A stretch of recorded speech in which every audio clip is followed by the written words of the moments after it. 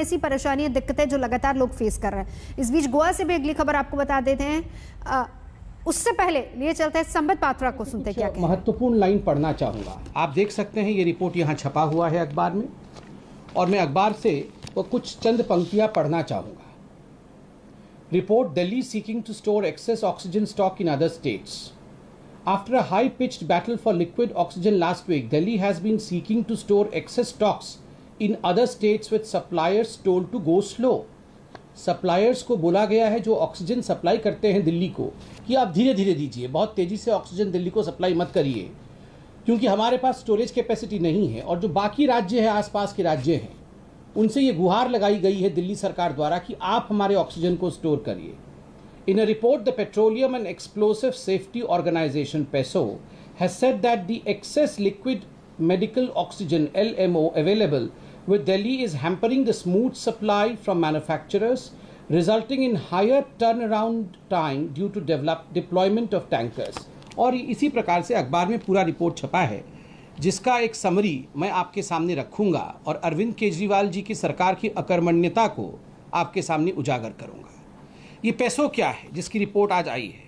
ये petroleum and explosive safety organisation है, जिसने लगभग 5-7 दिन का एक स्टडी किया है। और ये रिपोर्ट आप देख सकते हैं, मेरे हाथ में रिपोर्ट मौजूद है। ये रिपोर्ट उन्होंने सबमिट किया था भारत सरकार को कि इस प्रकार से स्टोरेज की कमी दिल्ली सरकार के पास रही थी ऑक्सीजन को लेकर। क्या मुख्य बिंदु हैं जो पेसो ने अपने इस रिपोर्ट में रखा है? पहला, उन्होंने कहा है कि excess LMO available in Delhi is hampering the smooth supply from manufacturers. कि आज दिल्ली के पास, ये कोई आज का रिपोर्ट नहीं है, आज हम जब 14 तारीख बैठे हुए हैं, 14 तारीख मई का, ये रिपोर्ट आज का नहीं है, ये 9, 10, 11 ये पहले का रिपोर्ट है, विगत संडे का रिपोर्ट है, पिछले शुक्रवार का, पिछले शनिवार का रिपोर्ट है। उस समय की जो परिस्थिति दिल्ली में थी, आज से एक हफ्ते की पहले जो परिस्थिति दिल्ली में थी, उसको रिपोर्ट में कैद किया है।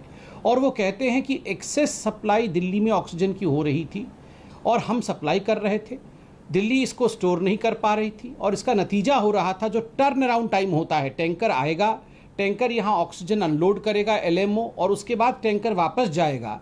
क्योंकि स्टोरेज फैसिलिटी नहीं थी तो टैंकर का टर्न अराउंड टाइम बढ़ गया था, और इसका खामियाजा जो आसपास के राज्य हैं जहां ऑक्सीजन और भी सप्लाई करना है, उन राज्यों को भुगतना पड़ रहा था। ये रिपोर्ट में बताया गया है। दूसरी बात, आपको पता होगा, अरविंद केजरीवाल बतौर मुख्यमंत्री और दिल्ली की जो सरकार है, उन्होंने कोर्ट्स में भी जाके डिमांड रखा था, सुप्रीम कोर्ट में, हाई कोर्ट में, कि हमें oxygen 700 metric ton, 750 metric ton, कहीं उन्होंने 900 तो कहीं उन्होंने 935 मेट्रिक टन, इस प्रकार के ऑक्सीजन की रिक्वायरमेंट की बात आज से एक हफ्ते पहले की थी।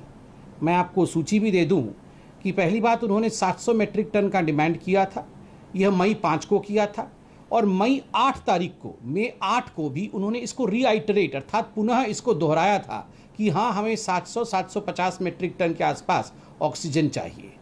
और ये तो बड़ा आश्चर्य का विषय है कि उसी समय जो ऑक्सीजन बुलेटिन जारी हुआ था, मुझे याद है, एग्जैक्ट डेट भी बताऊं तो 6 मई को, और ये हमने पहले भी प्रेस कॉन्फ्रेंस किया था, जहां अरविंद केजरीवाल 730 मेट्रिक टन चाहते थे। उन्होंने धन्यवाद भी दिया था केंद्र सरकार को। और गोवा से बड़ी खबर आपको बता देते हैं, एक दर्दनाक खबर आ रही है। ऑक्सीजन